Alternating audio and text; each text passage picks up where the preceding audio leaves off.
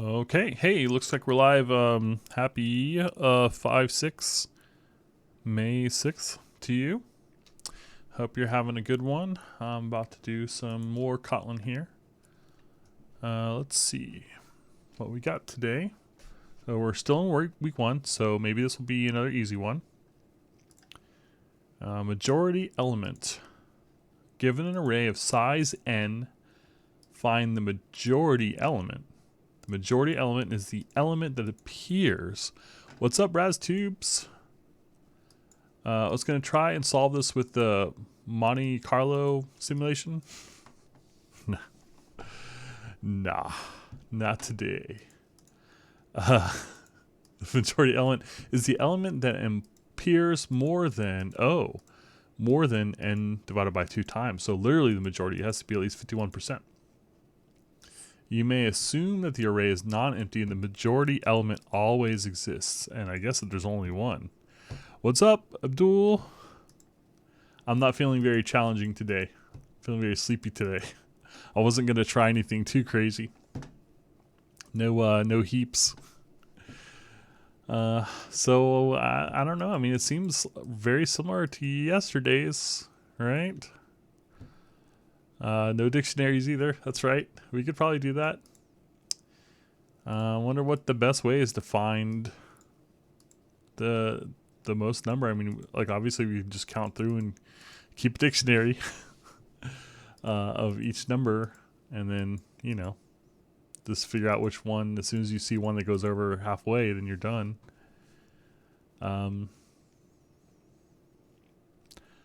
I don't know that there's any other way to really do that. I mean, you could use a weird data structure, but I don't know. So, I mean, this is exactly like we did yesterday. It was grouping by nums, and it was like count something. There, I've got it right here still. Grouping by it dot each count. So that will count each thing. And then we could sort it. Sort by, value, something like this. Dot first. I think that's it. I'm sure I have a syntax error.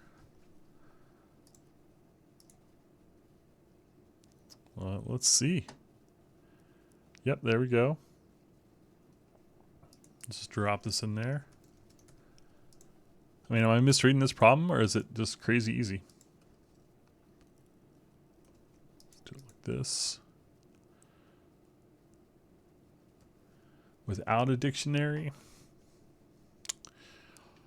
We keep an array. Sort is ascending. That's good call. I bet there's a sort by descending. Let's see here. Nums is the int array. So let's just take a int array. Nums int array. Nums dot. Oh, there is no grouping by. Wonder why not? Well, what's the difference? We could do a fold. Oh, the chat, man. Okay, hold on. Let me fix the chat. Good call. There we go. I've got to get this stuff figured out, man. I've got to switch to OBS. All right, Abdul, are you doing OBS or Streamlabs OBS?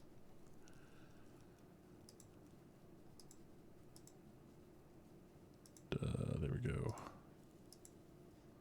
All right, should work now. That's so weird. Streamlabs, cool. Yeah, it's been weird for me ever since I started the stream in YouTube, and then I go to Streamlabs first. That's how you get the low latency. But yeah, it's weird. Kind of like a pigeonhole principle. Well, that's a pigeonhole principle.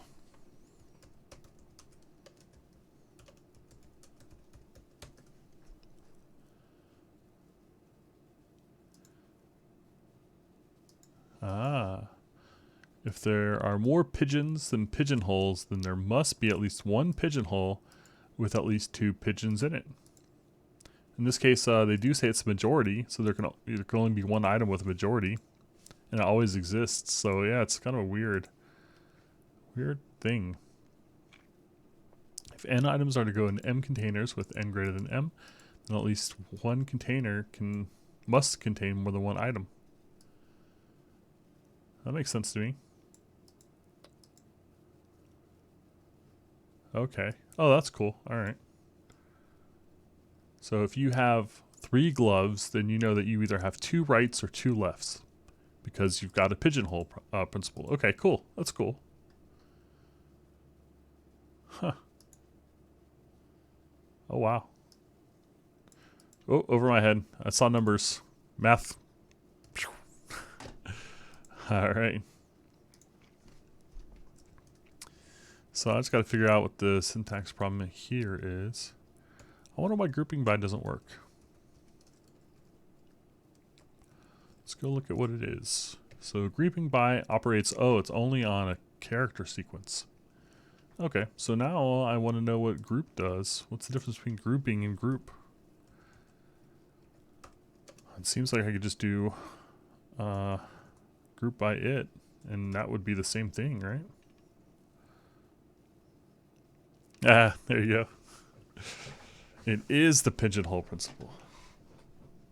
Yep, true that. So if I group by it, then I expect to get an int and a list of integers. But oh yeah, I don't actually want the list of integers. I just want the counts. What does group by 2 do? By 2. I could do a fold, but I was just hoping there'd be something easier. Okay, groups elements of the original array by the key returned by the key selector, applies to each element, and puts the destination map, blah, blah, blah. So if I get A, ABC, blah, blah, we group by the length. Okay, then that also creates the array, but we just want to count. I bet there's like a count method. Count, and it takes a predicate. So is that it? What does it do? Count on an int array. It passes you the integer and a boolean. So this isn't what we want. Returns the number of elements matching the predicate. So that's not what we want. We want a group. Group by groups elements. I don't want to get a list. I just want to count. All right, looks like we're going to have to do things the old-fashioned way with a fold. Not a big deal. We're going to want a mutable map to start. And it's going to have an int and an int. Is that right? Mutable hash map? No. I think we can do a mutable map of, and that will do it. With parentheses. Okay, and then inside the fold, what do we want to do? The fold takes 2 items. Takes the map and the item. And we're basically just going to say map at our item plus plus. I say set or maybe get or default.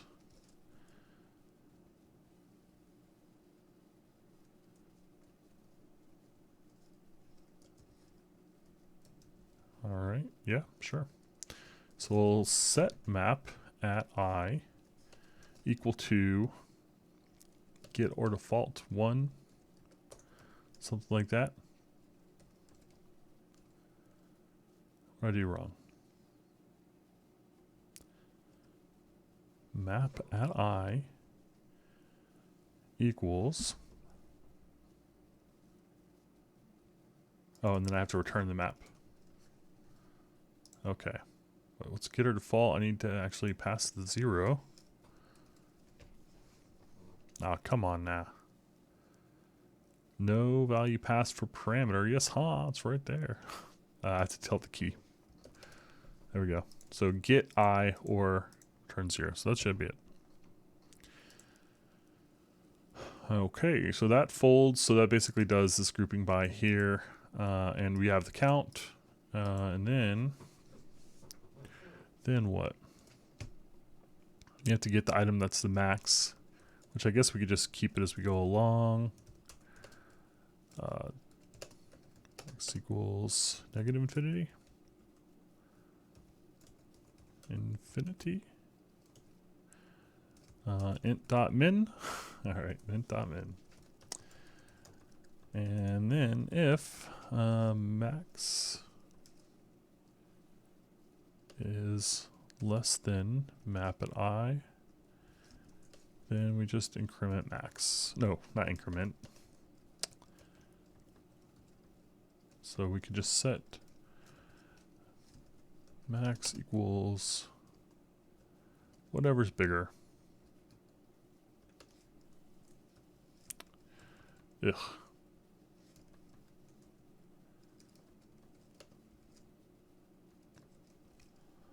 I don't know what I'm doing.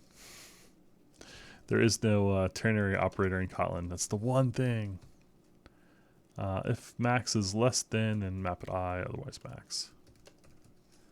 Sure. Why are you yelling at me? Most main and else branches if used. It's gotta else.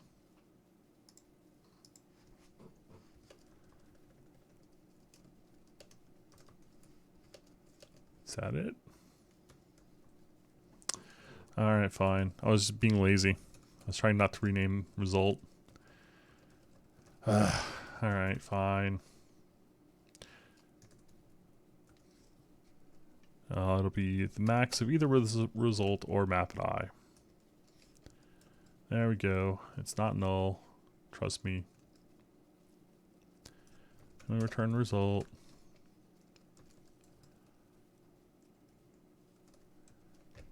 And that's it.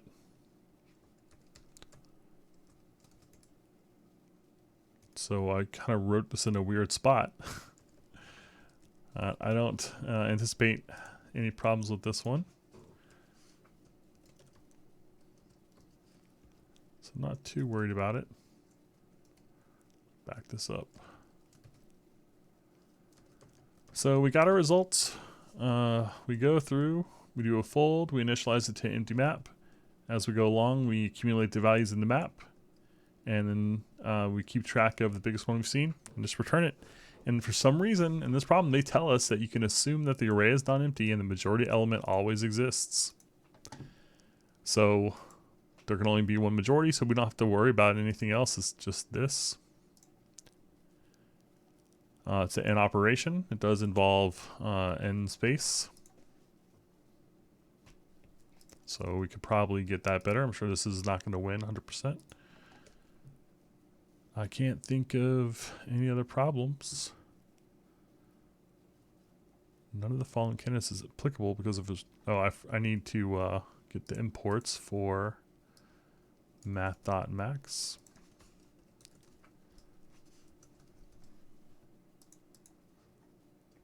What else we got?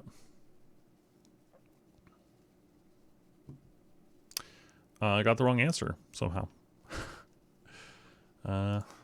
So result equals whatever is bigger. Result or map at I. Here I do set map equal to map get or default plus 1, so it'll always get 1 or whatever the value is in there plus 1. So how on earth do we get 2? Result should not equal map at I, because map at I is our quantity. I don't want our quantity, I want I.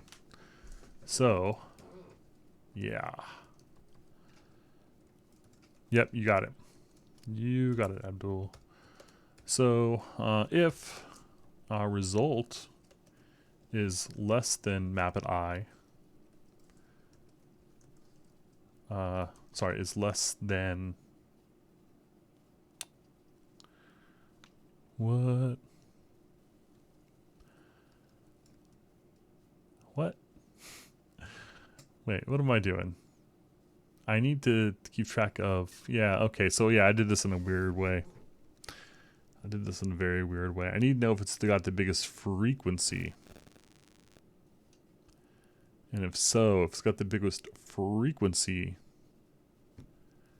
then, ugh. So this is not really a result. It's like max frequency. So here would be, let me erase a little bit.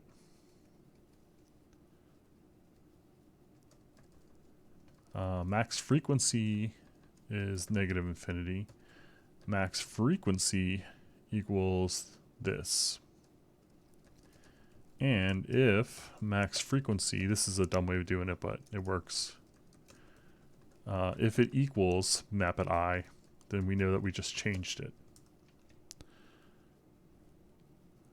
Yeah, I could just go through the dictionary keys. That's totally true. Yeah. I could also just sort by value. What does that look like? So we got our stuff in here. Get rid of that. Get rid of that. I don't want to have to do that stuff. I just want to do sort. What does toSorted map do? Can I give it a comparator?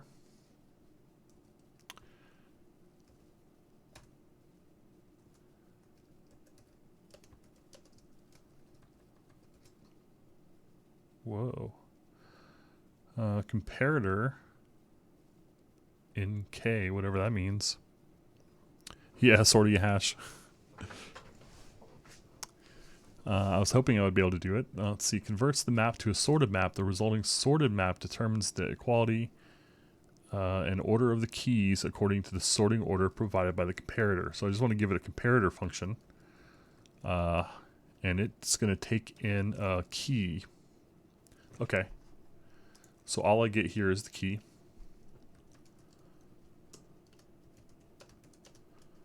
And so then I could say nums at key dot nums a key is what I'm sorting by. Do it like this. Val, I don't know, frequencies equals that, and then we can say frequencies dot toSorted map. What now? toSorted map cannot be applied to a mutable map of int.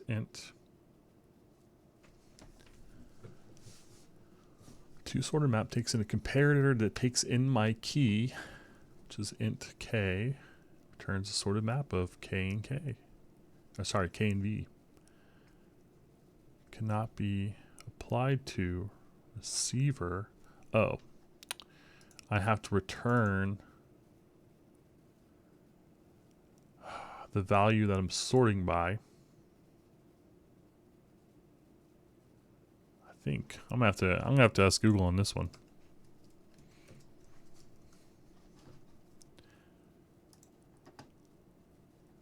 Converts the map to a sorted map. The resulting sorted map determines the quality and order of keys. Note that if the natural sorting order of keys considers any two keys of this map equal, I don't care about that. Only the value associated with the last of them gets into the resulting map. That's fine.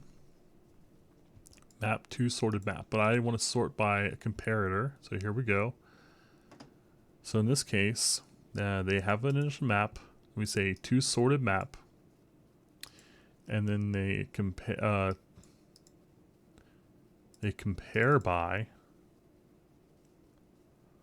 Whoa, compare by string. Huh. I want it descending. I guess I could just get the last item and then buy. That's cool. Okay. So over here, to sorted map. And in the parentheses, we'll give it a new function called compare by. And we'll say it is the key in this case, I think. Frequencies at it. That'll be an integer, which means I need to tell this it's an int. Compare by int. I kind of feel like I should be able to leave that off. Nope. All right. First half, just add to the hash. It's as possible. Yep. For the second half, I also check the count and exit. Yeah, totally. That's it. That's totally a good way of doing it. I was just kind of curious to see what Kotlin had to offer here in terms of kind of fancy methods, fancy pants methods. You can go back to the result. You could just have another variable to keep track of the key of the maximum result. Yep, totally. Yeah, so I could have done a loop or something. I'm just being totally lazy. Think this works? About to find out.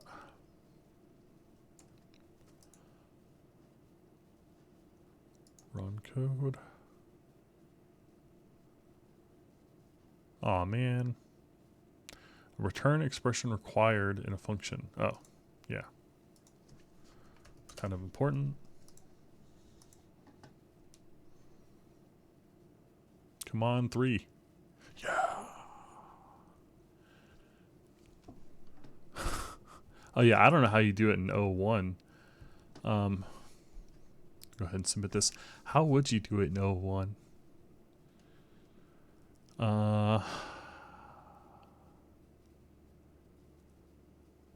Okay, since it's the majority, then you have a greater than 50% chance that any random item you select in that array is going to be your result. So you could keep hitting submit over and over and over again until you happen. Oh my gosh. The pigeonhole. So yeah, not on the good side. What about the first one? Majority element. What the heck? No, I was joking about this. They take a random number. Wow. They get the threshold. So yeah, that's a good point. Wow, if you take random until, if you check more than half of the indexes, then you should have seen the number at least once. So while true, they keep getting another random number. And if the number is majority, which, where is that function?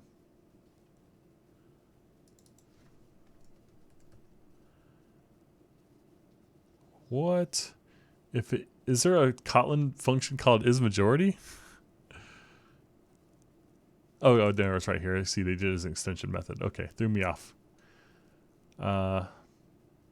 What the heck? This is a weird answer. So, I mean, am I reading this right? That they basically just kind of pluck off random numbers and they look it up and check to see if the number is the majority, and if it is, and then this probably, depending on your input, could be easier than checking all the numbers. My solution always checks all the numbers, and even though it's not necessary. Huh. That's pretty cool, though. Thinking outside the box. Oh, look at this one. I see one for loop. They start out with an array. Oh, no, sorry. An majority equal to the first element. They go through all of the elements. If count equals 0, count plus plus. Okay. The majority item equals this item.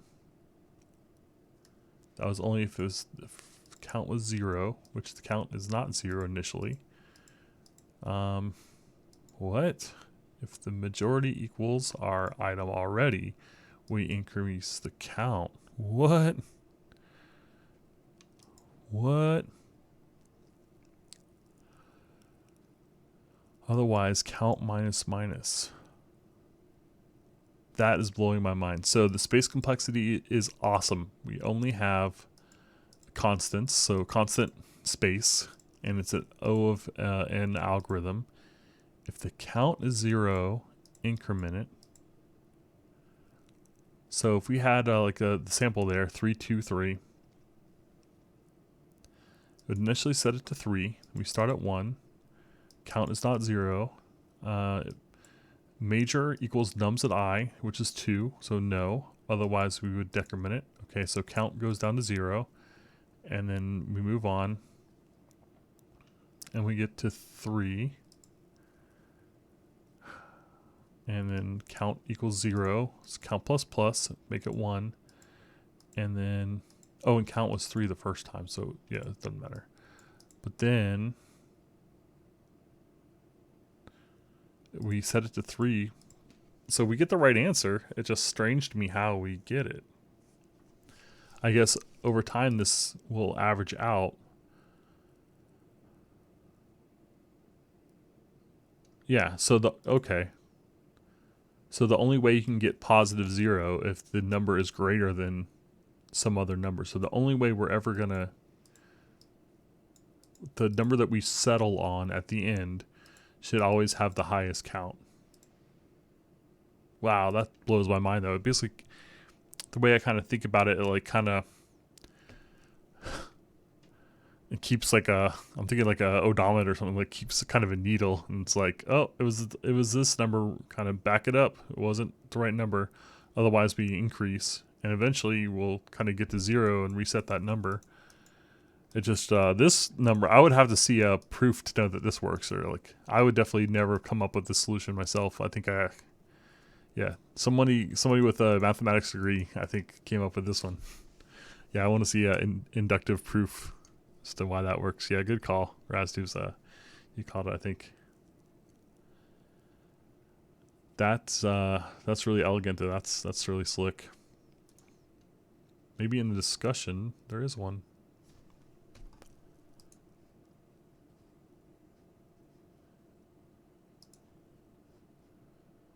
Let's see, we can exhaust the search space in quadratic time by checking whether each element is the majority element.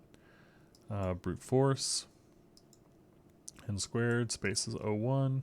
Approach 2 is a hash map. That's what we did. Okay. Time complexity to O and N, space complexity to O and N. That was the downside. Approach 3, sorting.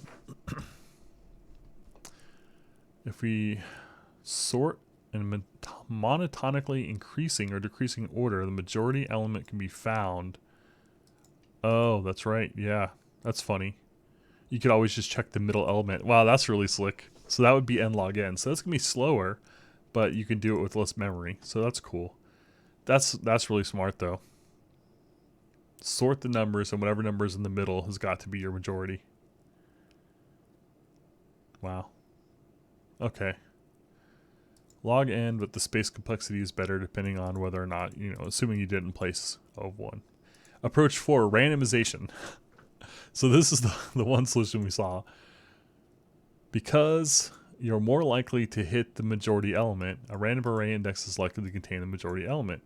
So the algorithm is select a random index, check whether it is the majority, return it if it is, otherwise not. So this is the solution that we saw. The algorithm is verifiably correct because we ensure that the randomly chosen value is the majority element before ever returning. So that was this is majority here. Always make sure that it satisfies the conditions. But I don't like that. Time complexity. Infinite. Because if you keep getting like a bad value or something, that's funny.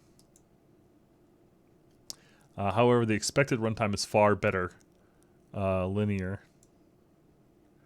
For ease of analysis, convince yourself that because the majority element is guaranteed to occupy more than half the array, the number of iterations would be less than all of the array. Should be roughly half of the array. Yeah, so that's cool. I can live with that. Now this is, I think this is this the one, divide and conquer? Oh no, I didn't see any solution like this. So we're basically split it in half and then kind of add it back up. What's the runtime on that though? And log n, so it's similar to the sorting. It makes sense to me. And the space complexity is the log n because of the recursive calls. Okay, so that's fine.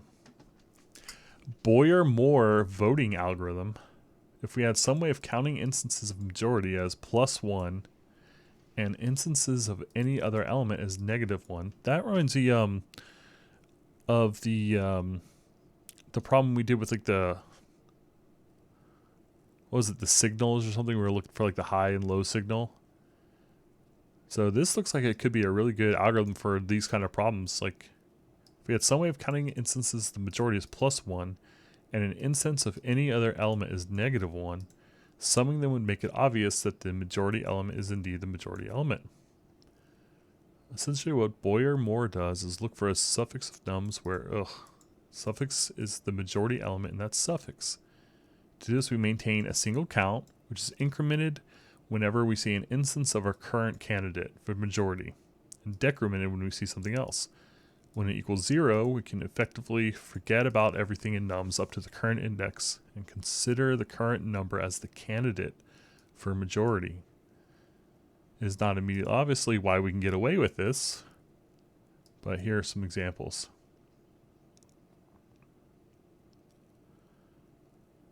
Which I'm not going to read. Time complexity, O of n. So we still have to go through everything, space complexity, 0, 1. So that's an amazing answer. This is the constant optimization that can be excluded without hurting overall runtime. Blah. Okay, so this is something I'm going to read more about because that's twice now that this algorithm or something similar to it has come up. So it would be very nice if I could recognize these types of problems.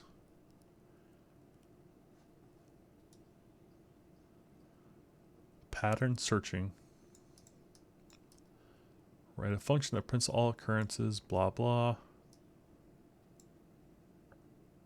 I don't know either of those other algorithms.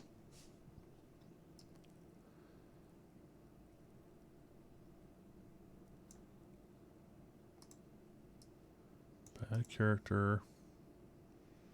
Oh my gosh, I don't have the brain power to read this after a work day. But I do have the ability to bookmark it. So maybe I'll spend some time and try to find some of the problems and try to get some more experience here because this looks really useful.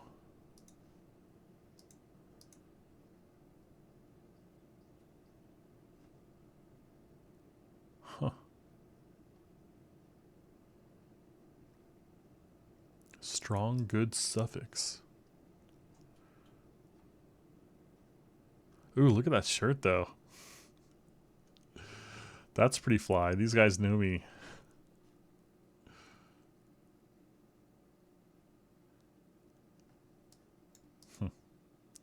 Alright, well I still don't grok it, but it seems like something useful to know, so I'll be keeping an eye out for that, but that sounds pretty cool. So Boyer-Moore algorithm. Man, if you busted that out in an interview, you would get the job for sure. Alright, well I'm going to get out of here. Hope y'all have a good one. Peace.